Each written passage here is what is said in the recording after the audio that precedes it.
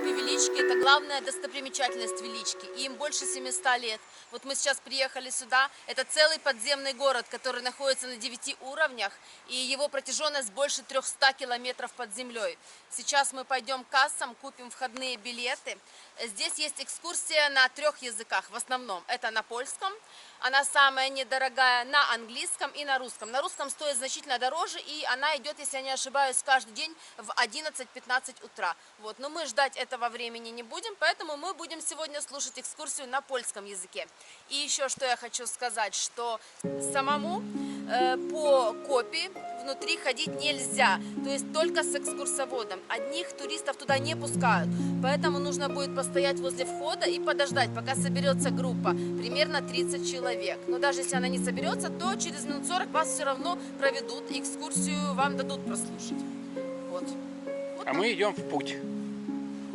Да?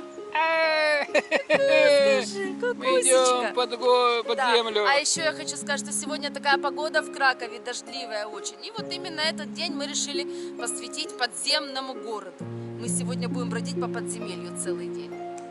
Соляные копи Велички – это единственный в мире горнодобывающий объект, который работает без перерыва от средневековья и до наших дней. Представляете? Сейчас мы пойдем в этот огромный подземный город. Там есть очень большое количество разных залов, лабиринтов, переходов. Есть подземные озера, часовни красивейшие. Из соли очень много скульптур и барельефов. Идем? Да. Еще глубина этого комплекса 327 метров. Если учесть в этажах здания, то у нас этажность одна составляет 3 метра. 327 метров – это 100 этажей вниз. Вот такое вот мы сейчас помещение посетим.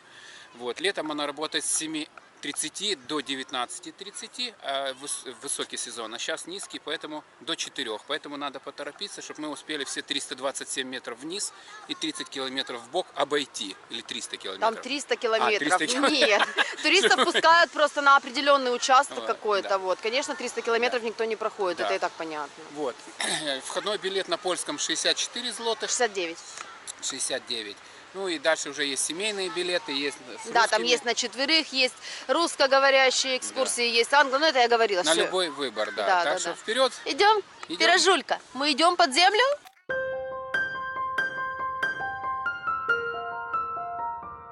Сама Величка находится всего лишь в 10 километрах от Кракова, и добраться сюда, в принципе, очень просто. Есть одна единственная электричка, которая вне сезон в 9 утра уходит с железнодорожного вокзала, но проще маршрутками, потому что маршрутки, в принципе, отправляются с автобусной станции каждые 15 минут, или есть такая остановка Почта Головна, вот, и на пересечении улиц двух, там на перекрестке есть остановка. Оттуда идут эти маршрутки. На них написано на всех бус английскими буквами. Вот. И вы увидите, написано на них Величка. А водителю нужно сказать до Копальни, чтобы он понял, где вам выйти, чтобы вы не ехали на конечную. То есть, если вы выйдете на остановке Копальня, вам будет быстрее пройти сюда. Вот. И мы доехали, в принципе, очень быстро, за 20 минут. Да, Козюлька? Купили мы билетики входные по 64 злотых. И сейчас вот мы ждем, в 12:30 у нас начало экскурсии на польском языке. 300 с чем-то ступеней вниз с Алисой.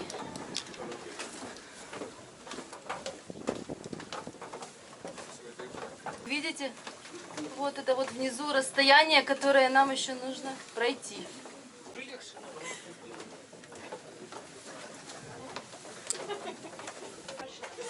Мы идем долго, еще даже половину пути не прошли, половину ступеней.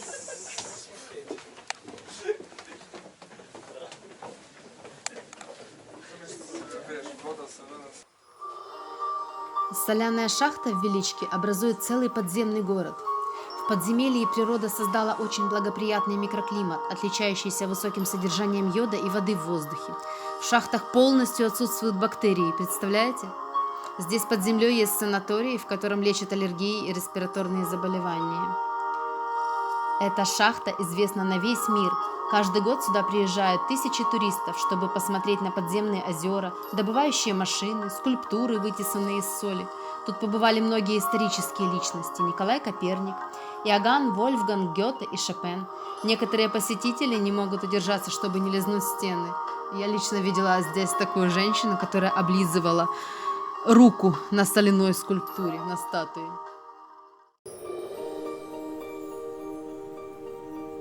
Мы сейчас на глубине 55 метров находимся.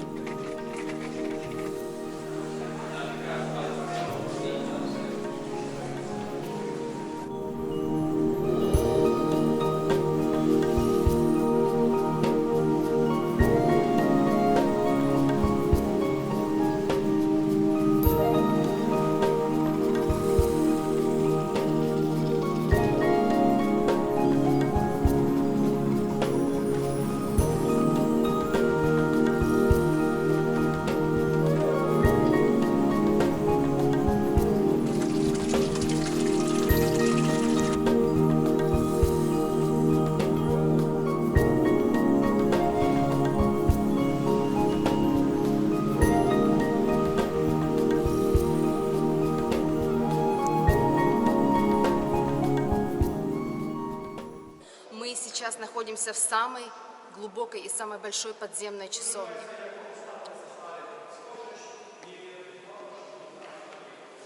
В самую большую часовню, находящуюся на глубине 101 метров, входит 500 человек. Здесь проводятся свадьбы. Но чтобы устроить себе такой праздник, надо резервировать место за несколько лет перед событием.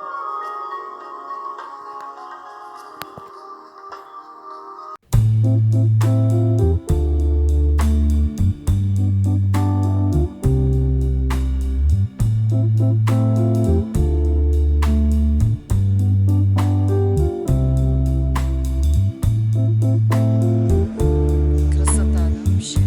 Это все из соли. Соль. Все скульптуры.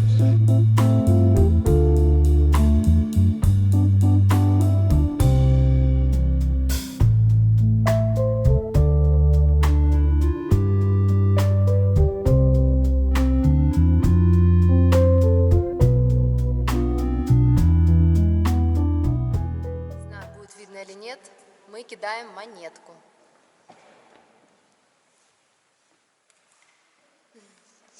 Буль.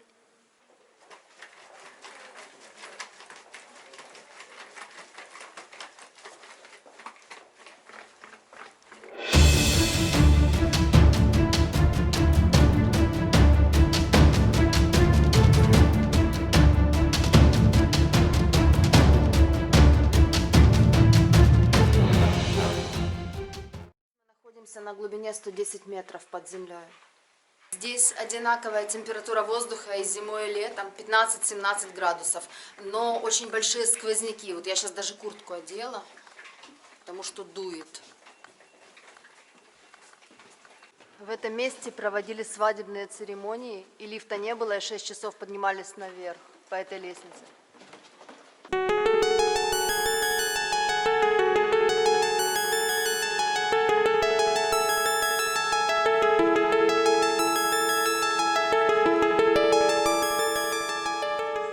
Здесь можно купить сувениры и перекусить.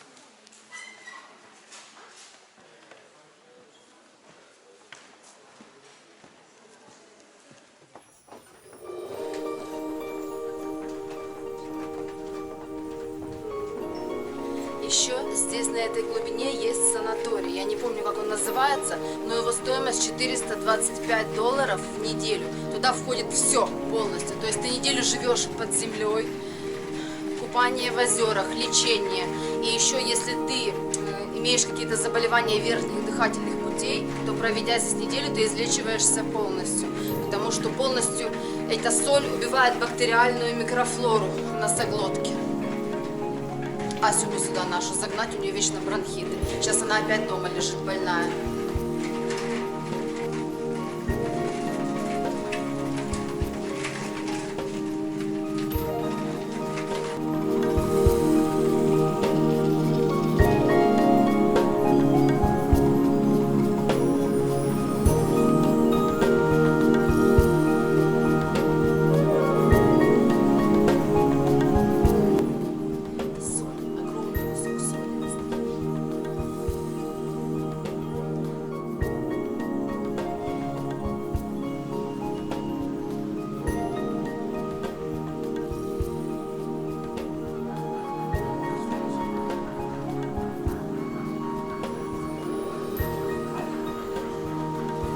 как здесь все работало. Это уже третья подземная кафешка, которую мы проходим.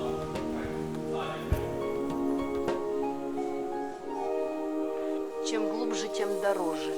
Там было 30 злотых, вот эта маленькая, а здесь уже 49. И вот еще один туннель в какую-то таверну. Ну, конечно, кушать здесь намного дороже, чем в городе. Это подземная столовка. Идем посмотрим, что сколько стоит.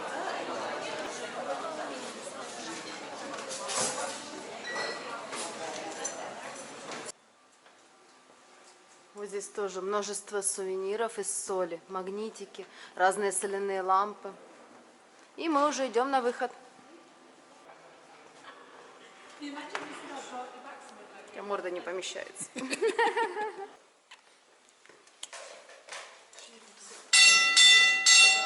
Троллейбус у нас приехал.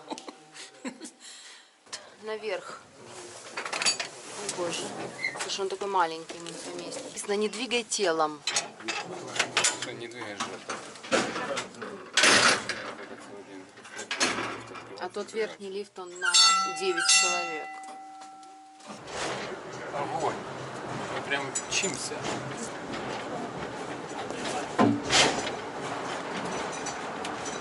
Краковский кумпир.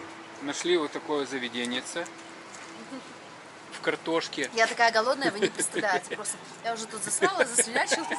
В картошку запекают, в нее запихивают мясо, салаты какие-то, какую-то подливу, кукурузу. Все это удовольствие стоит порядка $5. Вкусно? Ну, вкусно, но мало. В общем, короче, бродили по вечернему Кракову, вот нашли такое местечко. В Одессе у нас есть каменоломни под городом, но, конечно, их нельзя сравнивать с масштабами соляных шахт Велички. Сейчас я вам их покажу. Это уже они не прятались. Всем привет! Сегодня нас Гена привел в такое интересное место. Я вот здесь никогда не была, хотя живу в Одессе уже больше 20 лет. Но я не знала, что здесь есть. Все, идемте. В Львове мы были подземный Львов экскурсия. Там еще у нас вот есть там.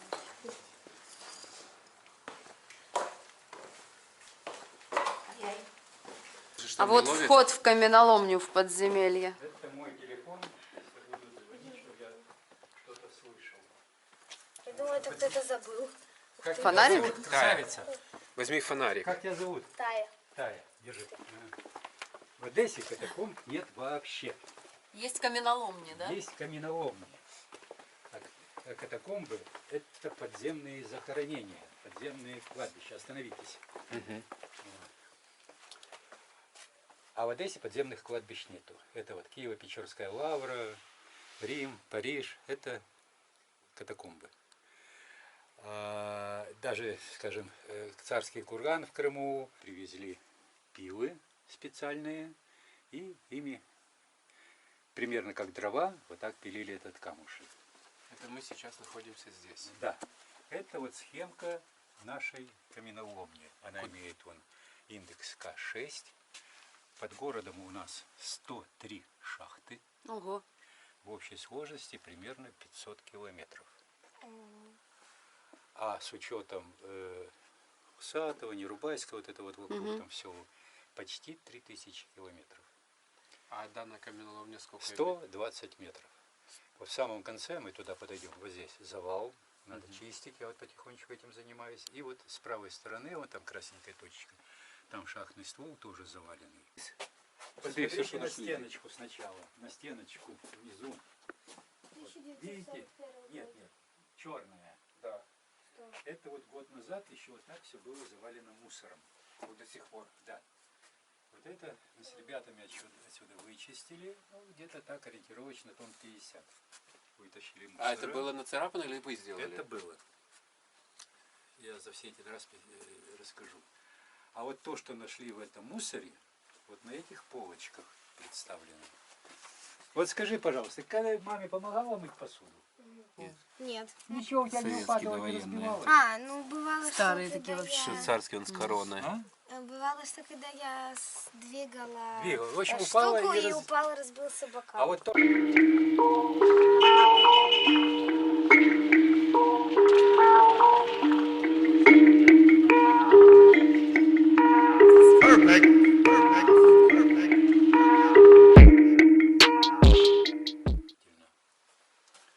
Такие вещи. Это от лампадок получается. От вот от таких ламп. Керосиновые. Вот. В свое время они, конечно, были очень дорогие. И вот за те 50 лет, что я лажу по катакомбам, удалось найти только 2 целых стекла. А так находим только вот осколки. Ну, грелось, лопнуло, заменили. Это называется щука, это щучка. Вот. Вам работа непочатый край. Да, ну вон, видите, у вас под ногами там лопатка лежит. Убираю, чищу. Вот, и буду Еще дальше раскапывать и всё раскапываем. разбирать это потихоньку. Вот столько там 20-30 сантиметров опилок. Вот, то есть примерно вот такой слой везде под ногами опилок. Просто здесь расчищено, что можно ходить в полный рост, а если пойти в катакомбы, которые там за городом, которые никто не посещает, то, как правило, в полный рост ходить негде. Погибель, да? Да, там нужно ходить согнувшись.